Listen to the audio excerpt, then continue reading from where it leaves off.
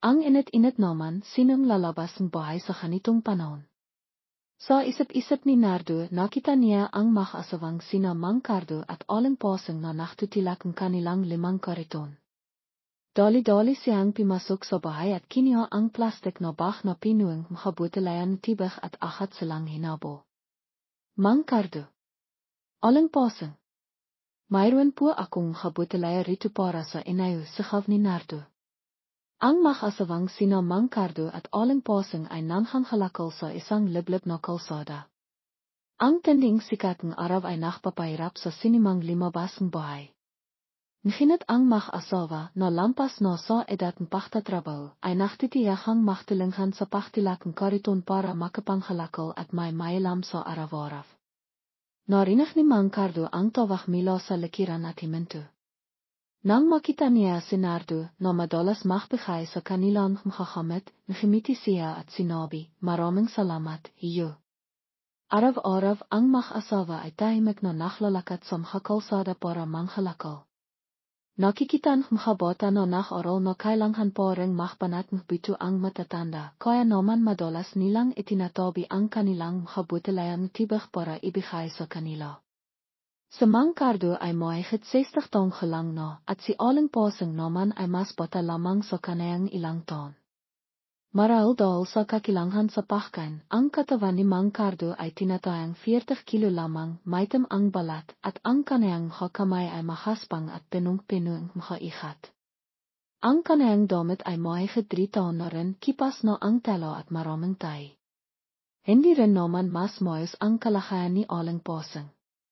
Suot niya ang isang sirang sombrero na nakpapaintulot sa sikat ng araw na timama sa kanayang maka, kung kaya't kitang-kita ang makakilibot sa kanayang mata. Ang kanayang bestida ay may ilang tahi, at ang laylayan kanayang pantalon ay nakataas na sa kanayang bekong-bekong.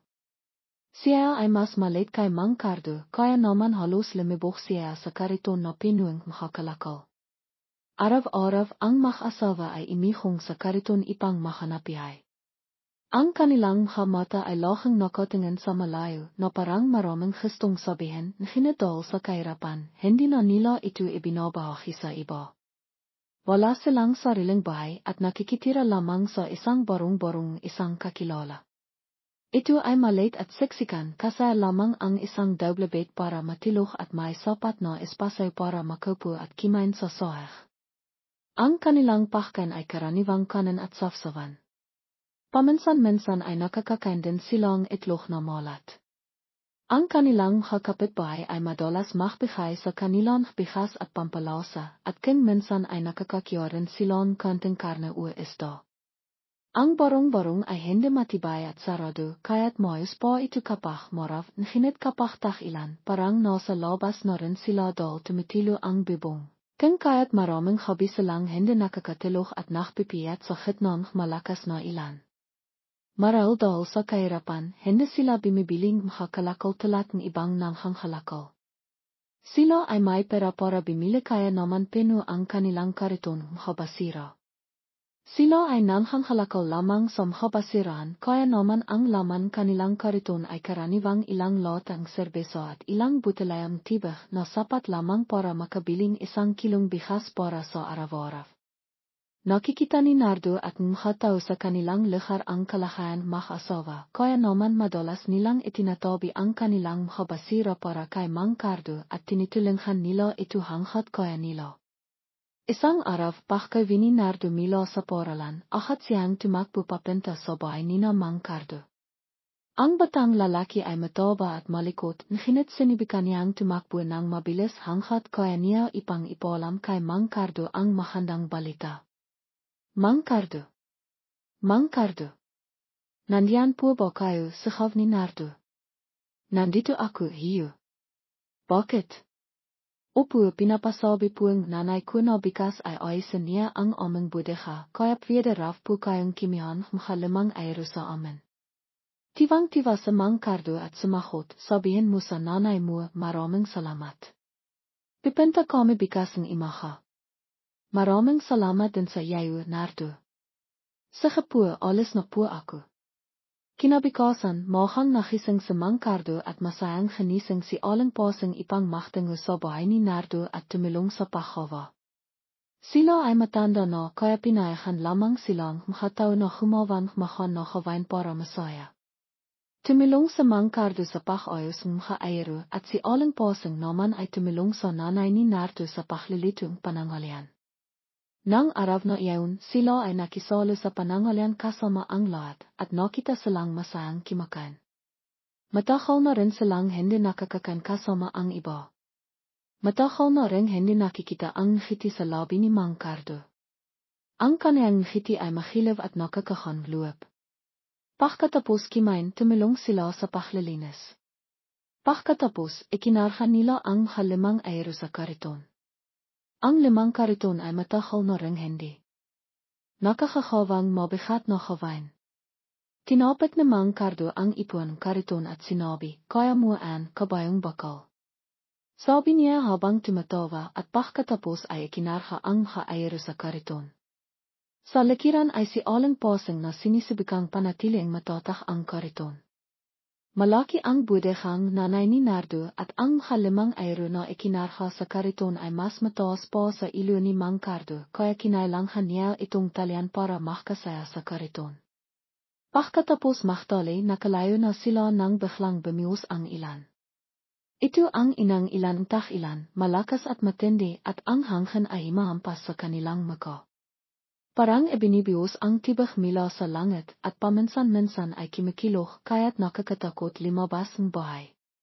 Sinibikan ni aling pasing na itilak ang kariton mila sa likiran at sinibikan naman ni Mang Cardo na hatakin ito, nahinat hindi nila may halaw ang kariton. Paminsan-minsan ay tila tinatanghayang hangin ang mag-asawa at ang kariton sa ira. Basang-basa ang mag-asawa at si aling pasing ay namimitla at nanghinhinag sa hinaf. Nakita ni Mang Cardo ang kaniyang asawa at sinabi, pasing, ukay ka lang ba? Magpasilong ka mina, ako na lang ang magtitilak. Imiling si aling pasing na nanghinhinag ang buses, ukay lang ako, Cardo. Kaya ko pa. Hindi mo kaya tumakisa, tutulungan kita. Magtutulungan tayo. Habang nakpipimilit silang itilak ang kariton, sina Nardo at ang kanayang nanay ay lumabas na nakasuotang kaputa at tumulong sa kanila. Itinilak mag-ina ang kariton hanggang sa bahay nina Mang Cardo at saka bumalik sa kanilang bahay. Nagpasalamat ng paulit-ulit sina Mang Cardo at aling pasing sa mag-ina, maraming salamat sa inayong mag-ina. Kung wala kayo, hindi namin alam kung kailan kami makakiwi. Ngumiti ang nanay ni Nardo at kimaway, wala ayan Mang Cardo. Kung may tutulong kami, tutulong kami.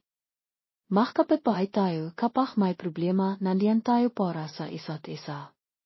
Sa kapua, alis na kami, magpalit na kayong damit para hindi kayo magkasakit. Pagkatapos tumingin sa makina na papalayo, pimasok sa Mang Cardo sa bahay. Nakita niya ang tumutulong bahay at sinabi kay aling pasing, bikas, titingnan ko ang mga ayero, kung may moyos pa, ilalakay ko sa bibong para hindi na tumilo kapag imilan, matagal na tayong hindi nakakatulog ng maimbang. Hindi na naksalita si aling pasing, ngumiti na lamang siya at tumango. Nang habang yun, mataas ang laknat ni aling pasing. Habang nakaiha sa tabi ni Mang Cardo, nagsimula siyang magsalita ng wala sa sarili. Habang natutulog, narinig ni Mang Cardo na nagsasalita siya kaya imipo siya at kinapa ang noo nito at naramdamang napakainit nito. Agad siyang nagpakilo ang tibak at pininasan ang katawan nito. Pininasan niya si aling pasing hanggang sa kimilibot na ang kanayang kamay hinit hindi pa rin bumaba ang laknat nito. Hinanap niya sa buong bahay at nakita lamang ang 29. Hindi niya alam kung ano ang gagawin sa kanting pera na yaon at nakatayo lamang siyang nakatingin sa kanayang asawa. Napakta sa sayna niyang dalhin si aling pasing sa ospital gamit ang 29 na yaon.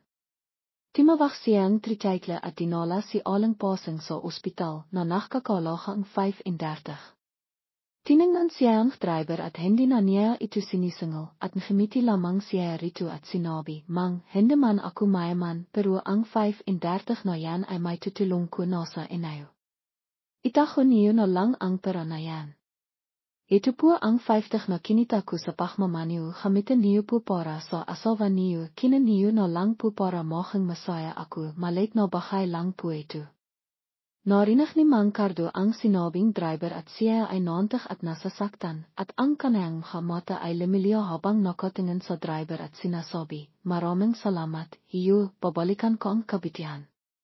Akat na dinalan mga na si aling pasang sa emergency room. Inilang nila kay Mang Cardo na makbayad ng deposito na nakakalaga ang 2,000. Narinig ni Mang Cardo ang sinabi nila at parang tinamon siya ang kitlat, hindi niya alam kung saan siya kikiyang ganitong kalaking halaga. Habang nakikita si aling pasang na papasok sa loob, bimagat ang kanayang peso. Biglang nakliwanag ang kanayang mga mata, nalala niya sa Mang Temeng ang kanayang matalik na kaibigan. Sila ay magkasama noon sa hagbo. Minsan ay nailigtas ni Mang Cardo sa Mang Temeng sa labanan kaya nangako sila na magsasama sila sa hirap at ginawa. Pagkatapos nilang magretiro, bumalik sa Mang Temeng sa kanilang bahay sa lungsod at madalas pa rin silang nag-isip. Madalas na tinitulungan ni Mang Temeng sa Mang Cardo, nahinit simila nang pumanaw ang ama ni Mang Temeng na kailangan ding hospital ni Mang Cardo, hindi na siya nakadalaw kaya simila noon. Nakonsensaya na sa Mang Cardo at hindi na siya nakipag-ugnayan kay Mang Temeng. Habang hawak ang kanayang 5 cellphone, nanghanhanach na tinawagan niya sa Mang Temeng, Halo Temeng, ako ito si Cardo. Alam kong hindi magandang tumawag sa iyo sa ganitong oras pero wala na akong ibang makawa. May sakit ang asawa. Kuat na sa emergency room, hinihinging ospital ang 2,000, mayroon ka ba na pwedeng pahiraman sa akin? Babayaran kita kapag nagkaroon ako. Sa Mang Temeng ay natutulog ng biglang gemising dahil sa tinog ng kanayang cellphone. Mahirap nang matulog ang matatanda at lalo pang mahirap kapag nagising, nahinit nang makita niya na sa Mang Cardo ang tumatawag, napawi ang kanayang inis. Nang marinig niya ang sinabi ni Mang Cardo, nag-alala siya para sa kanayang kaibigan. Akat na sumagot sa Mang Temeng, nasaan ka para pintahan kita at bahan kitang pera, hiwag kang maya, wala yun sa atin.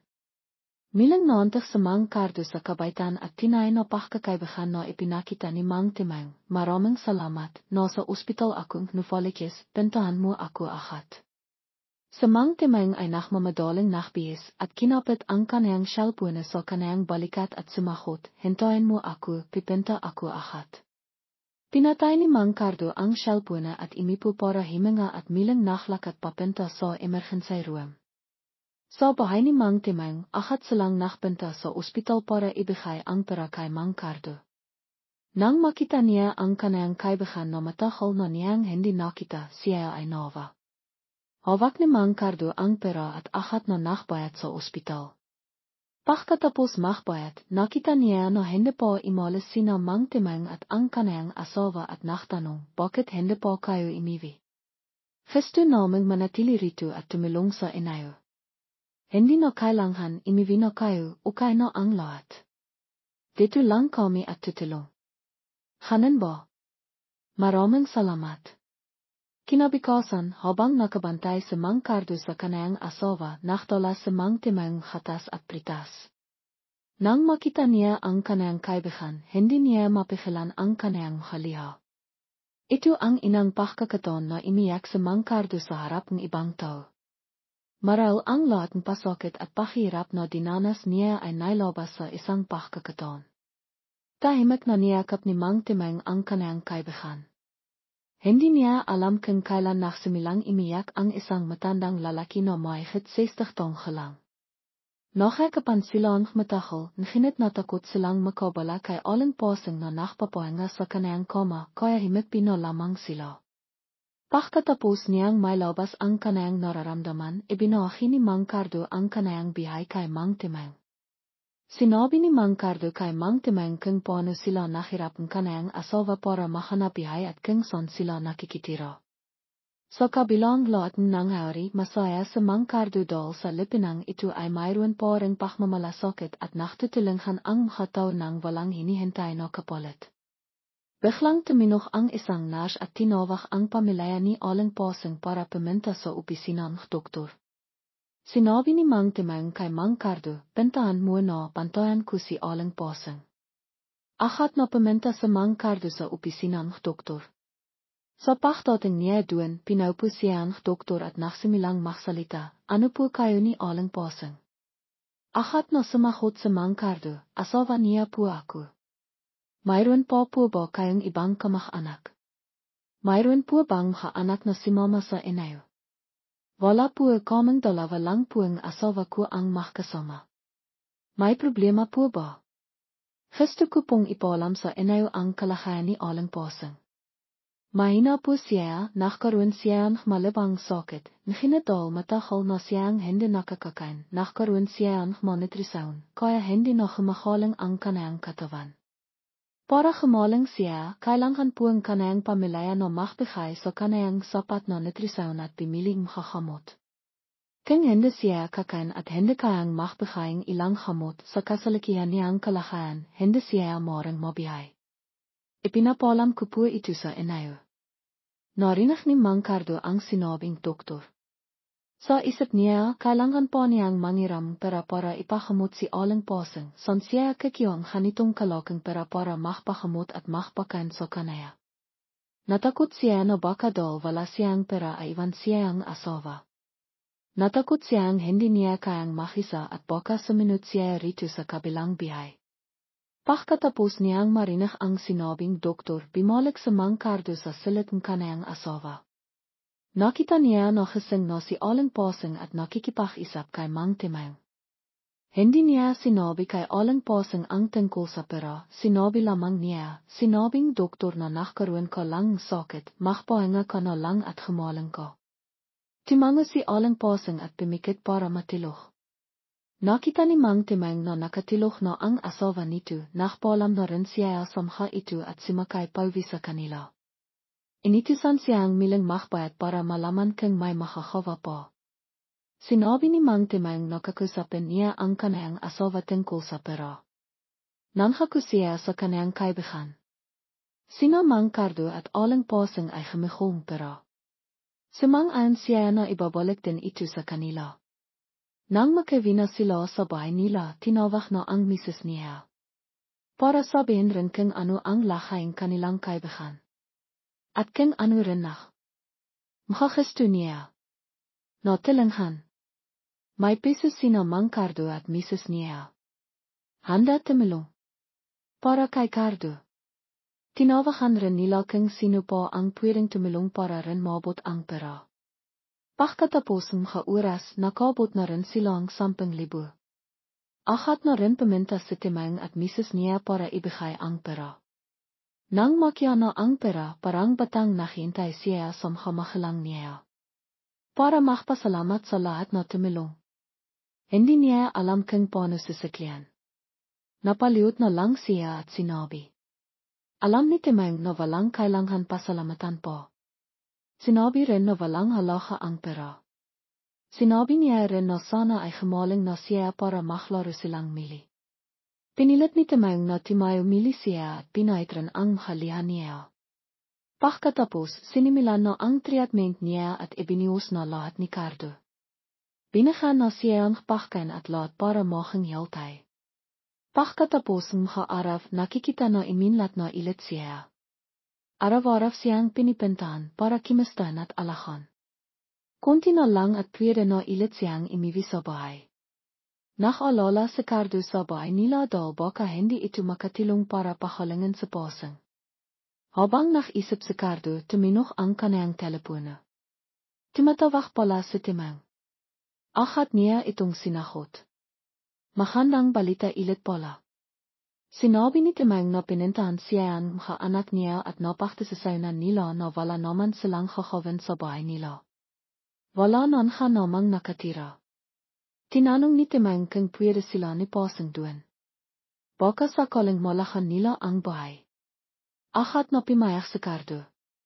Sinabi ni Timang na wag mag-alala dahil hindi naman malaki ang bahay. Simple lang daw. Sinabi rin ni Cardo na itang na loob niya hen. Sinabi ni Timang na wala hen dahil magkaibigan sila. Pagkatapos niyang ibaba, akat na tumakbo si Cardo kay Mrs. niya para sabihin ang magandang balita. Para makapagpahinga na at hindi na makalala dahil mayroon na silang bahay. Nang malipat na sila, nakpaho na ilit ang kanang pakisip at limakas ang loob niya. Sinisahirado rin ni Cardo na araw-araw na sa sikat ng araw sa pasang. Para mas gemaling siya. Habang nakupo sila sa labas, may sinabi sa pasang.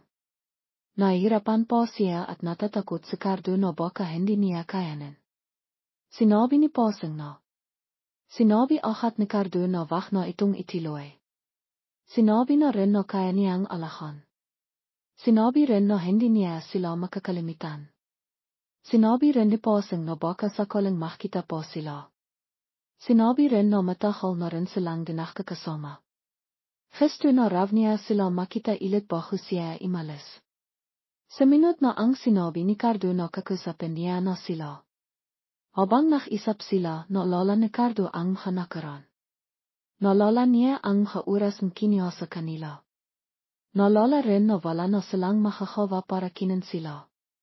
Nang araw na ayan, napagtasasayunan ni Cardo na ayaw niya ilit makita. Na hindi niya rin sila pwedeng talanghan. Na hindi niya na rin sila kailangan. Nang dumating ang araw na ayan, kinausap ni Cardo ang lahat ng anak niya. Ipinatawag niya para makisap silang lahat at mapagtasasayunan na nila. Sinabi ni Cardo na nandito na kayong lahat dahil makisap tayo. Para malaman na natin kung ano ang kakawan sa lahat. Sabi ko bakit yan na natin ang lahat ng lipa. Kung sino man ang hindi sumanghayon makakalis na. Sumagot sa dat kahit ano naman ay makakapatid tayo. Hindi importante ang pera. Sumagot sa dat. Iwag kang mahalala. Kung sino man ang tama sa'yo, susuportahan ka namin. Sumagot sa kailangan pa ba ito? Nakakayanan ha kayo dat. Sana tumulong na lang kayo sa Mrs. niyo. Sumagot sa nakok, tama na an. Dat, diba ako ang pinakabata dito? Ako ang pinakakailangan pera. Bakit hindi mo na lang sa akin ibigay ang lahat? Para ako na ang makalaga sa inayo. Iwag kayong magsalita ng hanan. Para tayong anak ng hamakilang natin kung hatin dapat pantay-pantay. Ang parteng hamakilang natin dapat hatin ng pantay sa apat na tao. Ako ay nagrerenta po rin sa bahay at naktatrabaho bilang isang manghakawa, hindi po ako katilat ni Kia. Timahimik kayong lahat. Habang sinasabi yun, hinampas namang ambo ang mesa, ang kanang paninghan ay dumaloy sa lahat ng kanang mga anak at naktaktak, kayong hawalang itang na luwab, imivino kayo, limayas kayo sa bahay ko, limayas. Si Aling Piring ay natatakot na si Mang Ambo ay hindi makayanan ang kahilihan at magkaroon ng atake sa peso kaya't mabilis niyang pinalayas ang kanayang mga anak. Pagkatapos ng araw na iyon, araw-araw na tumatawag siya sa kanayang ama at nagsasabing matatamis na salita ipanghatin kanayang ama ang mas maraming bahagi dahil kung mayroon siyang pera na iyon, ang kanayang posisyon sa bahay ay tatas. Hindi na kailangang tingnan ang hamakang ibang tao ipang mabihay. Siya ay ang panghanay na anak na lalaki at may mataas na pinag-aralan para kay Mang Ambo. So ang pagmamalaki niya, kaya sa pakikinig kaya na imiyak, siya ay nakaramdam ng konting habak. Habang nakalanghan po rin, nakita niya si Nahok at si Aling Piring na papalapit. Ambo, si Nahok ay ang pinakabata, kaya't siya ay makakasama natin sa paktanda, siya ang makalaga sa atin pagkatapos ng dongton natin, kaya't ang bahagi nating mag-asawa ay iwanan natin sa kanaya. Si Mang Ambo ay nanahimik ng ilang sandali hanggang sa mawalan ng pasensya si Aling Piring sa paghintay, at saka nagsalita si Mang Ambo ng mabahal, sigurado ka na ba sa desisyon mo? Sigurado na ako. Pakisipan ko po pagkatapos ng 3 araw makakaroon ang desisyon. Alam ni Nahok na mahal siyang kanang inahigit sa lahat, kaya't araw-araw siyang imiwi at nagsasabing matatamis na salita kay Aling Piring, namhan ako sa kanaya na isasama niya ang kanayang asawa at mga anak ipang maniran kasama niya, na bibigyan siyang kaligayahan. Kasabay nito, nang hakusi nahok na Milan ngayon ay maktatrabaho siya ng maayos, hindi na magsasakal manok o magtaya sa basketball te laten dati. Sa pachtinag kay nahok naniwala kahat siya at mabilis na paminta ipang sabihin kay Mang Ambu ang kanayang desisyon. Sa panah ni Mang Ambu nakakaramdam siyang labis na pagkakasala kay Tay, dahil sa pamilayang ito napabayaan niti ang kanayang pag-aral, pati na rin ang kanayang lufe-lefe na nakatun lamang sa pagtilong sa kanayang hamahalang. Pagkatapos na makasawa ang kanayang kapatid, nakalala siya sa kanayang sarili, kaya siti ang pinakamatahal na nakasawa. Ang pamilayang asawa niti ay hindi rin naman mayaman, kaya pagkatapos makasawa, siti ay nakapapatiloy sa kanayang pagsisikap. Sedong naman ay hindi rin naman mas maayos, ang kanayang asawa ay malapit ng manghanak, naninirahan pa rin sa isang bahay na inipahan at naktatrabaho araw-araw, higit sa lahat. Kailangan niyang pero ipang alahan ang kanayang dalawang anak sa hinaharap. Nahinat para kay Ti at Dong, hindi nila inaasahan na paboran sila ang kanilang ama ng higit pa, gusto lamang nilang hatiin kanilang ama ang kanilang kapatid sa pantay na paraan. Napakahirap makisip para kay Mang Ambu, lahat sila ay kanayang anak. Kung sasandan niya ang isa, hindi sasinot ang isa, kung hindi, ang pamilayang ito ay mawawala. Kaya nakpasaya siyang hatin ang lahat sa kanayang anak, nahinadol mahal ni alang pirang ang kanayang bensong anak, pinipilit rin niya sa Mang Ambu. Nais lamang niya na sa kanayang paktanda ay makasama niya ang kanayang apo, kaya't araw-araw niyang pinipilit sa Mang Ambu na dapat niyang hatin ang mas maraming lipa para sa kanayang bensong anak. Kung hindi makapapakamatay siya, minsan ay nakpabantang maninirahan sa isang makisa, minsan ay nakpabantang manirahan sa isang templo. Sa pagkakita kay alang piring na kanito, suminot na rin siya sa kanaya, nakpasaya siyang ibenta ang lahat ng 5 ektaryang lipa, hatin sa 4 na anak, isang bahagi kayo, isang bahagi kay Tay, isang bahagi kay Dong. Habang kay Nahok ay 2 bahagi at ilipat ang titiluang bahay kay Nahok. Maniniraan silang mag-asawa kasama ang mag-asawang Nahok. Tinawag niya ang kanayang anak ipang hatin ang pera, nakita niya ang kanayang anak na naghihintayang desisyon mula sa kanaya at ang kanayang peso ay malangkot. Alam niya na sa paglipasang araw na ito, ang pamilayang ito, ang laing apo na ito ay mawawala. Naisip niya, kung wala siyang ama na ito, maaring mas masaya pa sila. Ang animang mangyayari ay kailangang mangyari lamang, seryoso niyang ipinahayag. Pinag-isipan ko itong maayos at gumawa akong desisyon tulad ng sumasinot, ibinenta ko ang 5 ektaryang lipa, nakakiyo akong iyan balayon. Ibibigay ko kay Tay at Dong ang 200 milyon, habang kay Nahok ay bibigyan ko ang 400 milyon at ang bahay na ito. Pagkarinig kayo, tumayo siya mila sa kaniyang ipuan at nagsabi, Ambu, hindi ito makataranghan sa amin. Sinabi rin iti na nakilat at nasaktan, Tama, Ambu, masyado kang pabor kay itok. Wala siyang naitilong sa bahay na ito pero lang halo. Hindi rin kontento si Dong at nagsalita ng malakas, hindi ko inasahan na makikang pabor ka, Ambu. Kung pabor ka, Milan ngayon, hiwag niyo na kaming asahan, hindi na namin kayo papakialaman. Nakpasaya na ako, gawin niyo na lang, kinan niyo ang pera niyo at imalis na kayo. Kini ang 3 anak ni Ambu ang pera at imalis sa halit at panghinayang, si Nahok at si Alang Pirang lamang ang nakankiti. Para kay Mang Ambu, tumingin siya sa altar ng kanayang haninino at pininasan ang kanayang haliha.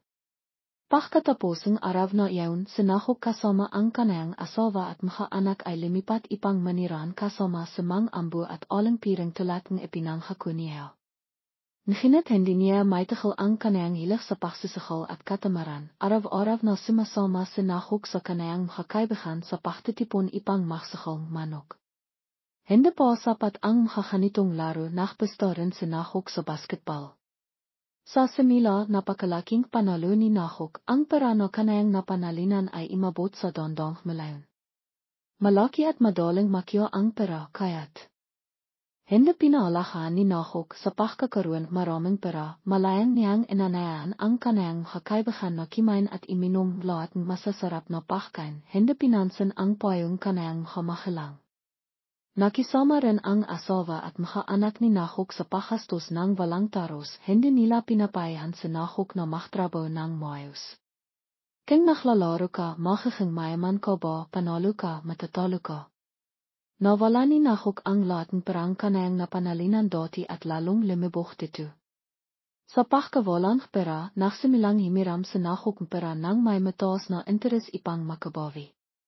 Isang araw, dimating ang mga gangster sa bahay ipang mangkolektang itang. Sa pagpasok sa bahay, sinimilan ng pinino ang gangster na si Haibatu na sirain ang mga gamit ng kanayang katawan. Nasaan si Nahok? Nasaan ka nakatataho? Kung hindi mo babayaran ang itang ko, hiwag mo akong sisihin sa pagiging malipit sa mga magelang at asawa at anak mo. Anong nangyayari? Hay, dahan-dahan, babayaran kita, hiwag kang kakawang kalukuhan. Si Nahok ay nanghanginig na limabas, ay miku at himinging tawad kay Haibatu. Akat na sinanghaban, nakita ng katawan si Nahok na bimabalik para bigbigin.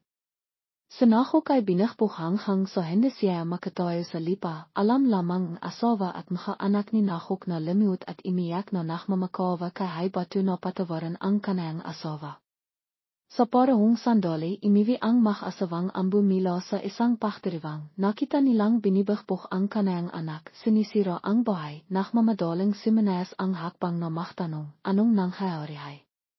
Bakit sinisira mo ang bahay ko at binibakbok pa si Nahok? Hay, anong nangyayari sa iyo Nahok?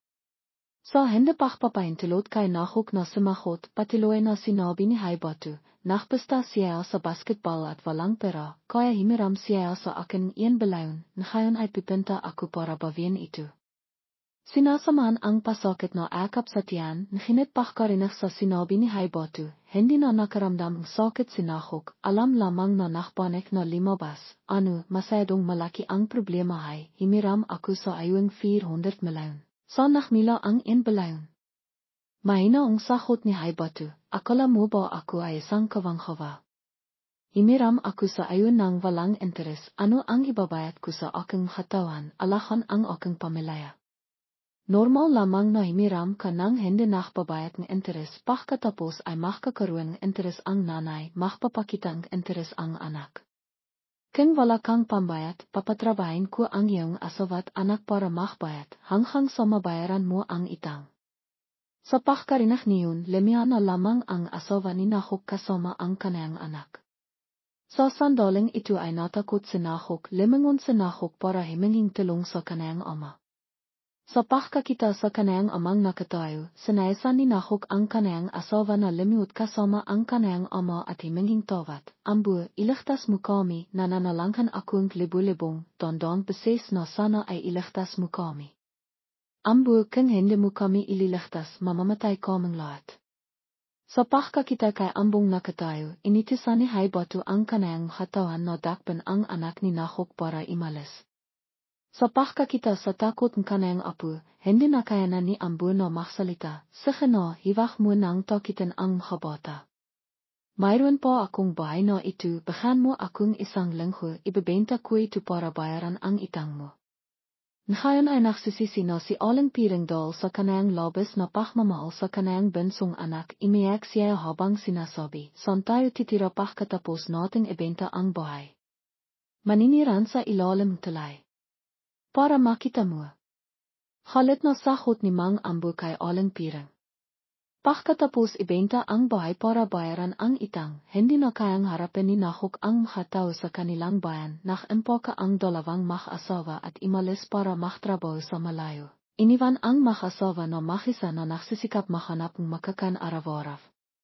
Hindi na natili sa Mang Ambu sa kanayang bayan, pumunta ang mag-asawa sa lungsod para manirahan sa bahayang makakilala, kumikiyang kalakaw ipang mabihay araw-araw. Sa araw ng pag-alis, pinanatili ni Mang Ambu ang kanayang pananaw sa kanayang bayan.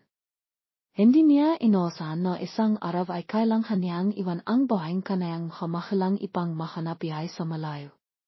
Sa pagpabalik sa katotohanan, nakita ni Mang Ambu ang kanayang asawang payat at walang imik, hindi niya kayang bighayin ito, sa isang bahagi ay namimiss niya rin ang kanayang mga anak. Baka man nakakalit siya, sila pa rin ang kanayang mga anak, paano makakayang isang ama at ina na iwanan sila. Nachpasa siang ipolam sa kanila ang tiran kanayang mag-asawa ipang makadolaf sila, nginit hindi niya sasabihin sa kanila ang sakit ni alang pirang. Ang inang tong kanayang tinawahan ay si Ho, halo Ho, ako ito si Ambu, kamusta ka? Hi. Kailangan mo bang pera, bakit ang tahaw mo nang hindi nakikipag-ugnayan sa akin? Kamusta ang kalagayan ninayong mag-asawa? Hindi. Hindi ko kailangan pera, namimiss kong iyong ina, gusto kitang bisitahin. Saan ngayon naniniran kami sa Novaliches? Saan ngayon nagtatrabaho ako sa Batangas at hindi ako makakapenta, sabihin mo ang address, pag may oras ako, dadalaw ako sa iyo, ako ay abala sa trabaho. Tuminog ang hidayat sa kabilang panahang telepono, hindi na nakantayang sagot, nagmamadaling pinatay niya ang telepono. Hindi inaasahan na pagkatapos ng 5 taon, ang matandang ama ay makikipag-ugnayan sa kanaya at ang inang naisip niya ay nangangailangan siya ang pera, walang pakialam na nagtatanong kung paano nabibihay ang kanayang kamakalang. Talagang malungkot ang bihayang mag-asawang Ambu. Ang pangkalawang taong kanayang tinawahan ay si Nahok, ang anak na labis niyang kinakakalitan, ngunit mas lalo siyang nakakalit, mas lalo niyang naalala ang kanayang anak, Nahok, ako ito si Ambu. Alam ko na mali ako, Ambu, hiwag mo na akong pakalitan. Sa ngayon, ang mag-asawa ay hindi naman masaya, naibenta na rin ang bahay, hiwag mo na itong ipalala sa akin, tapos na ang nakaraan, hayaan na lang natin. Nakahanap na rin tiran ang mag-asawa mo, namimiss ko ang iyong ina, kasama ang iyong mga anak, ayusin mo na lang para dalawin mo siya samha sa sinot na araw. May sakit ba sa mama, Ambu? Hindi. Kung ngayon bakit nagmamadali? Sa ngayon nagsisimula pa lang akong trabaho sa isang lugar at hindi ako makakapagpahinga, natatakot akong mapalayas, napakahirap makapasok, pagmayos na ang lahat, babalik ako. Usahe, kailangan ko na lang mahtis. Ngunit kailangan mong bumalik ng maha. Sige, alam ko na. Siya ang anak na pinakamamahal ni alang pirang at siya rin ang dahilan pagkasirang bahay. Ngunit nang tawahan niya si Nahok, walang isang salitang pagtatanong tungkol sa kalisahan kanayang kamakalang. Hindi nag-alala kung paano nabihay ang kanayang kamakalang sa nakalipas na ilang panahon. Sinahok ang anak na walang peso at makasarili na inisip lamang ang sarili, sinahok ay talahang walang itang naluwap. Hindi na nalungkot si Mang Ambu, maral ay sanay na rin siya rito, inaasahan na niya na hindi babalik sinahok. Pagkatapos niyang patayin ang telepono, ahat niyang tinawahan si Dong, halo, ako ito si Ambu. Matagal na naghintay si Dong, ngunit wala pa ring sagot mula sa panah ni Dong, milang nagsalita si Mang Ambu, halo, halo. Sa pagkakataong ito, nagmamadaling sumagot si Dong, halo, sino ito, pakisap na lakasan mo ng kanti, masyadong mainhay rito at hindi ko marinig ng malinaw. Halo, halo, ako ito si Ambu, naririnig mo na ba ako ng malinaw? Naririnig ko na, kamusta na ang iyong mag-asawa? Saan kayo naniniran? Okay lang ba kayo?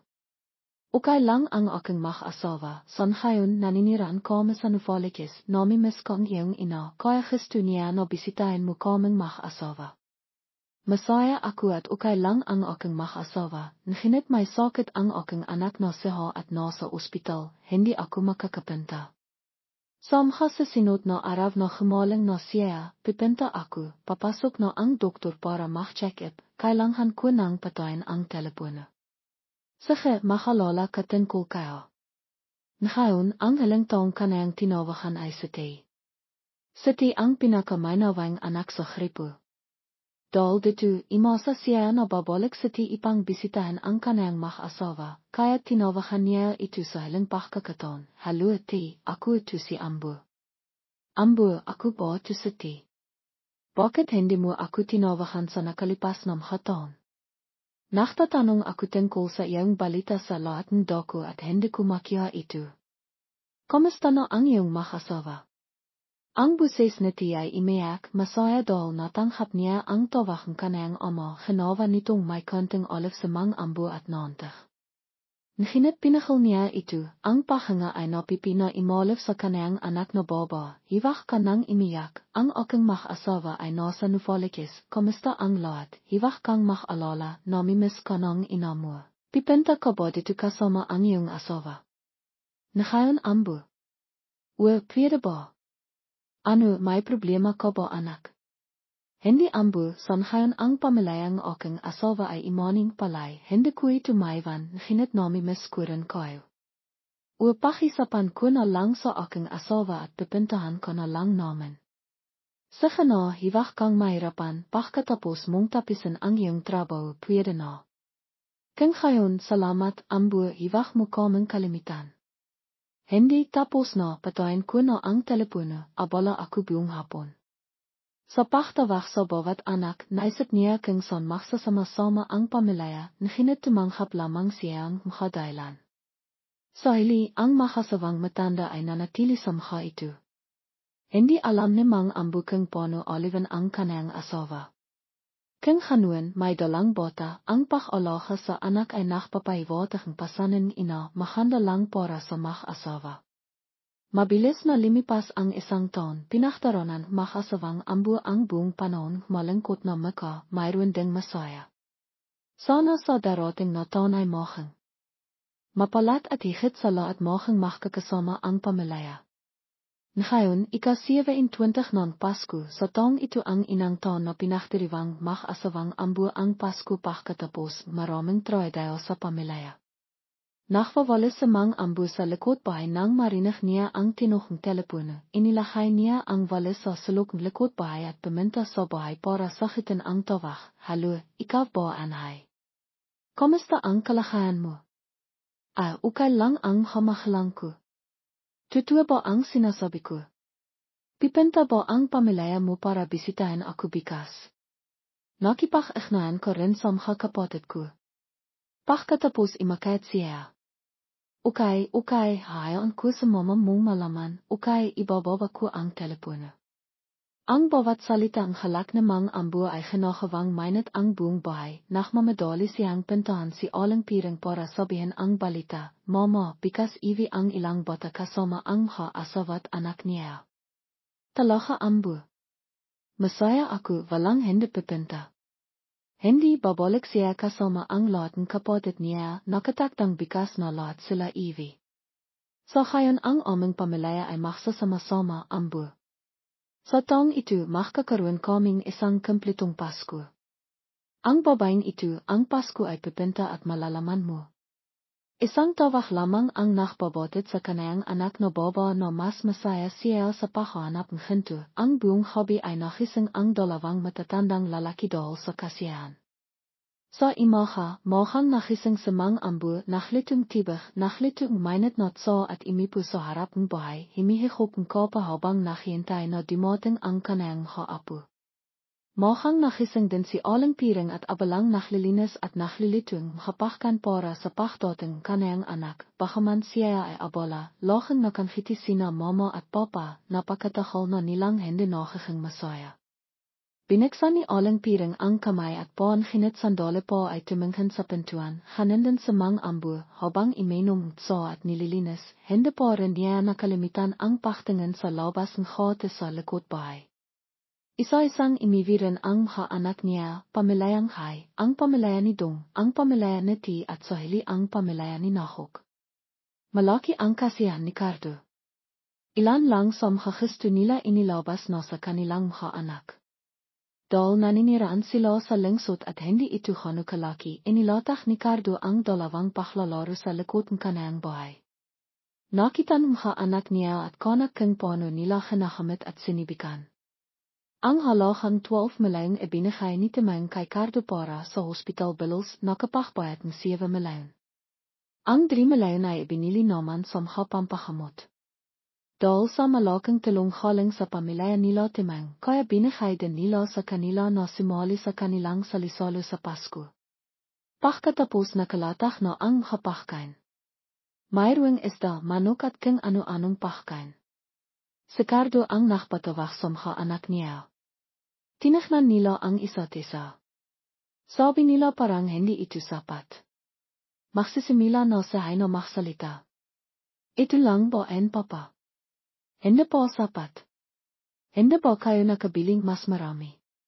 Kami ay galing sa Batangas.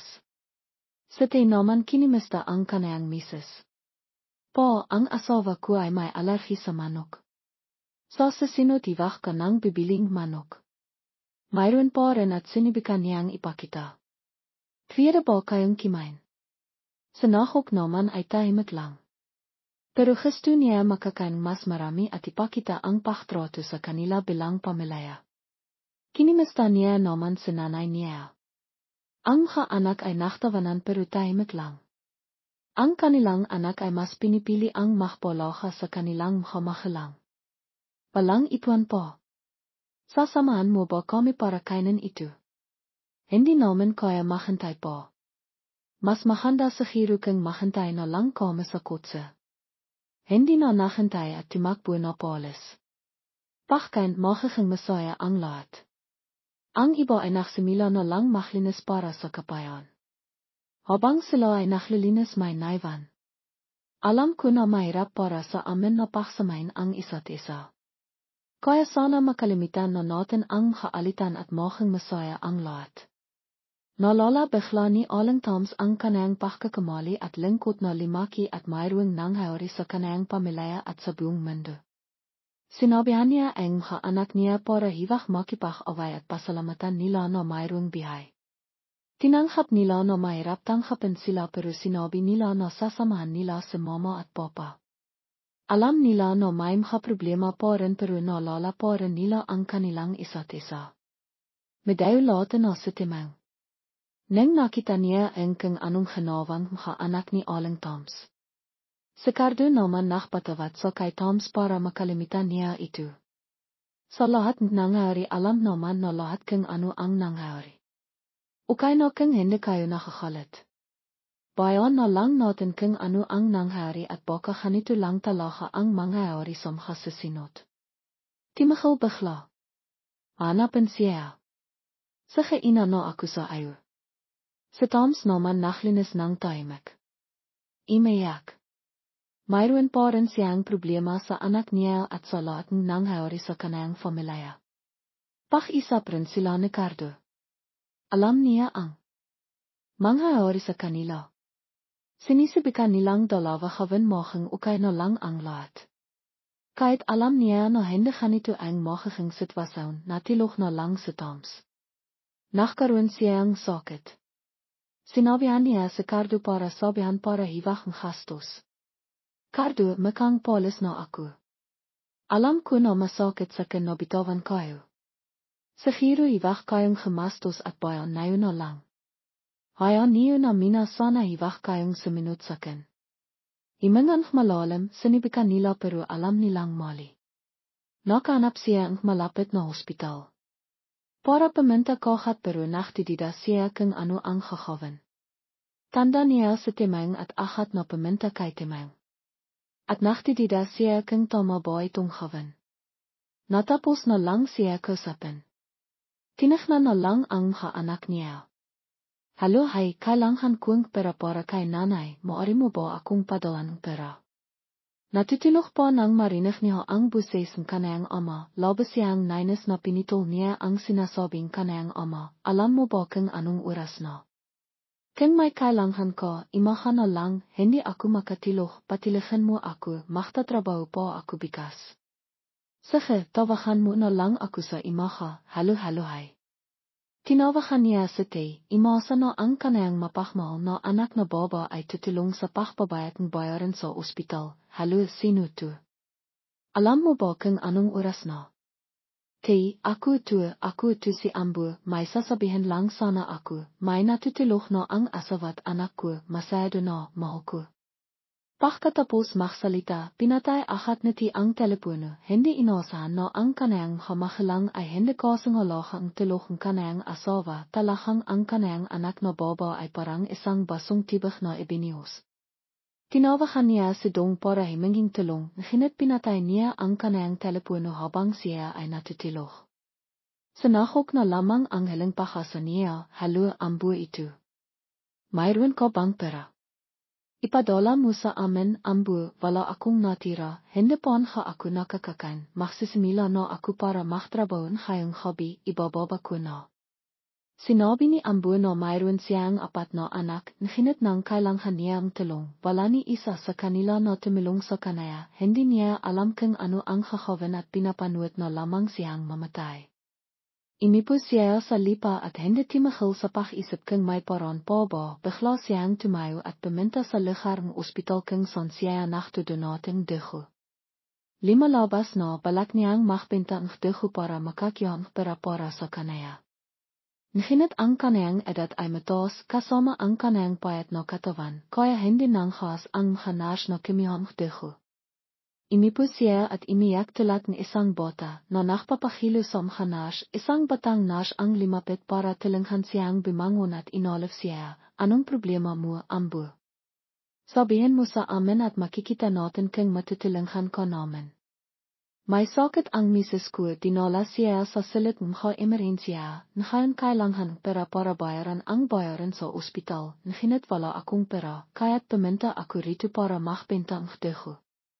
Kung hindi kayo papayag, saan ako kikiyang pera? Siguro ang asawa ko ay hindi na makakaligtas. Iwag kang imiyak, mayroon ka bang mga anak at apo? Bakit hindi mo sila tawagan para padalan kang pera?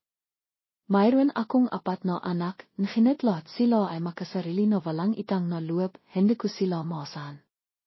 Iwag kang imiyak, papasok ako para tawagan sila at titingnan ko kung matutulungan kita. Maraming salamat. Imipo siya rito, naghihintay sa kanaya.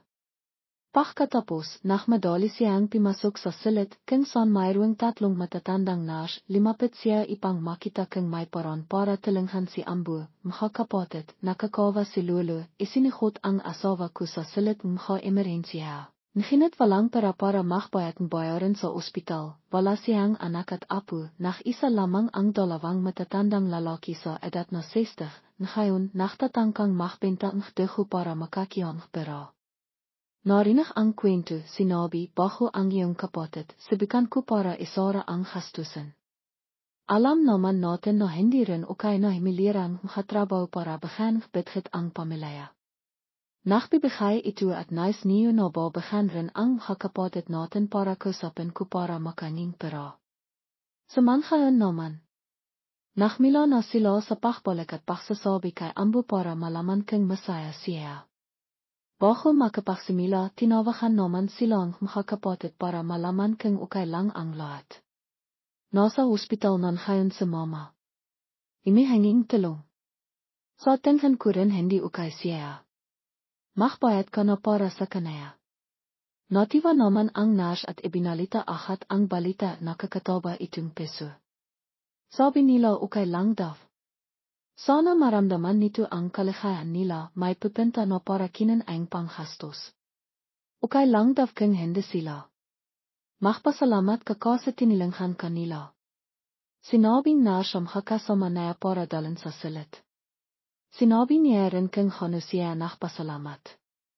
Nalaman nila na mahina na ang kalagayan at kailangan pa sa ospital.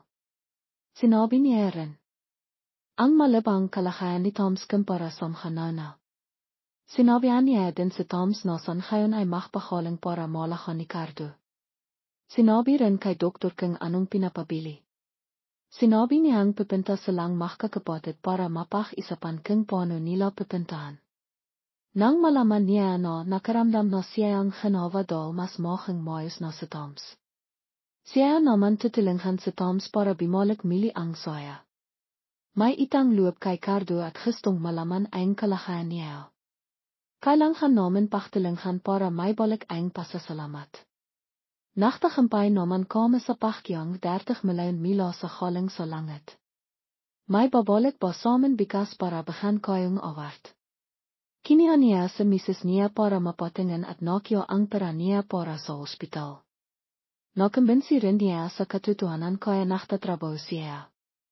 Nais kong makilala siya. Nagtataka ako kung may nalalaman ka ba tungkol sa iyong kaibigan. Sinabi niyang magiging katotohanan ang kaniyang bihay. Naglalakat ng mabilis para mapatingin sa ilalakay. Sinibikaniang ekwentu kay Toms Peru hende saya tumitigon. Pagkatapos, nagbenta ang doktor para magtanong at sabihin ang resulta. Sinabi niyang sa hospital ang resulta niya. Namatay na siya at tumitigil na ang puso. Magpasalamat na lang sa mga doktor. Sinibikan magpakatatag pero naghihintay lang. Naghihintay na lang daw ng imiwi. Naalala na hindi na magiging okay ang dati. May nangyayari sa pagkakilala masakit. Pinarisahan sa kung ano ang nangyayari. Sa kabinaan sinisibikan niya na kausapin sila. Nararamdaman niya na pipinta sila. Tinititahan niya kung ano ang pinakitang pagpapalaga at habang pagpabantay. Ibinigay na lang sila sa nakpabantay. May nakita siyang ginagawa habang naiwan kaya kailangan niyang magtasasaun. Hindi na daw niya sila kailangan. Habang dimating, ibinalita na si Nanay Toms ay wala na. Sa timang nakatilok pa sa sinabi ni Cardo. Milang nakbalik ang pagkataw dahil alam na may nangyayari na. Naghihintay siya para magtanong sa mga nangyayari dahil gusto niya makusap lahat. Sinabi kay Mrs. at gusto rin niya na magkaroon ng opinion kaya sinaman siya. Sinabi ko na hindi ko naman gusto na makalala kayo. Sinabi niya na gusto ko kayong dalhin. Nakalimitan kayong kaibigan at ng kaibigan. Hindi kami magpapadala. Sinabi niya, ikinalingkot niya ang lahat lalo na sa Toms para sa anumang mangyari. Pinatay niya din at sabi niya babalikan namin ang pasasalamat kung nasan si Toms. Habang may pinapanood ang baba. Magiging katotohanan na ilit yan sabi niya. Sinabi ko na sa kanila hindi kanan. Ayaw ko na ilit pangharapin kaya dapat ko na itong malaman. Iniyakan ko na siyang bimalik at humaling kaya wala na akong balak. Kahit ang maalala niya ang hindi ko makakalimitan. Doon ko na malalaman kung ano bang klaseng alala ang meron. Sinabi pa kung ano. Baka kasahanin talaga tayo. Nakang masama tayo. Pati ang apo sa mga kamay.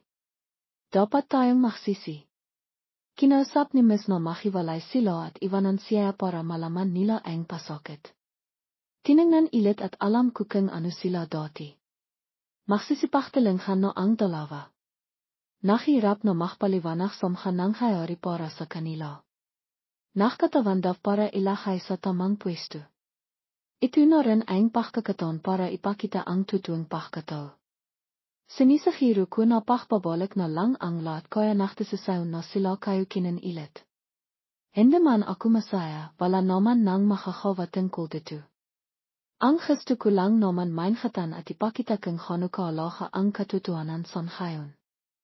Nahanda kami ng nahanda. Sinibikan naming dalhin ang mga anak sa amin at hindi kayanin. May naglilinis, may gumagawang vloer ang makahanda. Hindi kami makilang sa pamilya at ibibiyos namin ang lahat. Minsan tinawagan niya ang kanyang kaibigan at tiningnan ang mga ginagawa. Nakupo at naglilibot sa kanilang kinakakitaan. Dahil alam na mahirapan.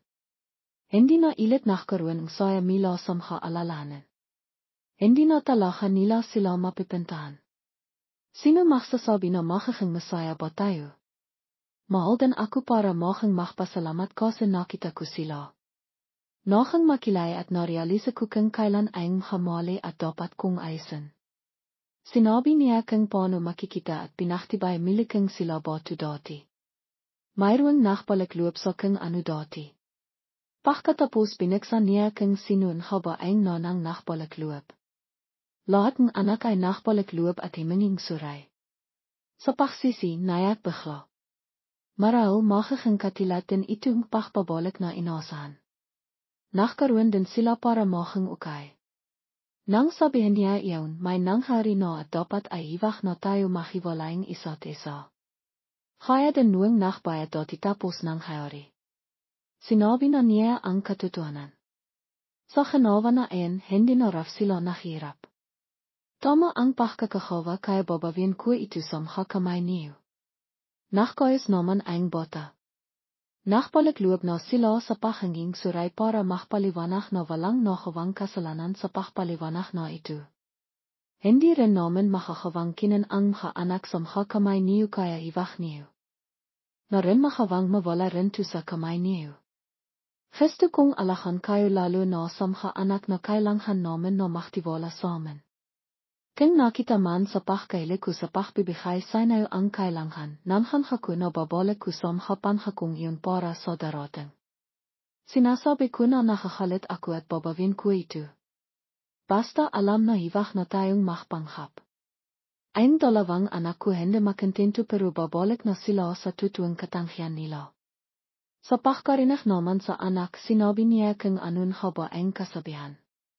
Kung makbaho ka hindi na ikaw. Ano ba ang dapat ipakita ang problema ng anak? Ipapakita sa mga pamilya ang kinakailangan. Ang pamilyang hindi pamilya.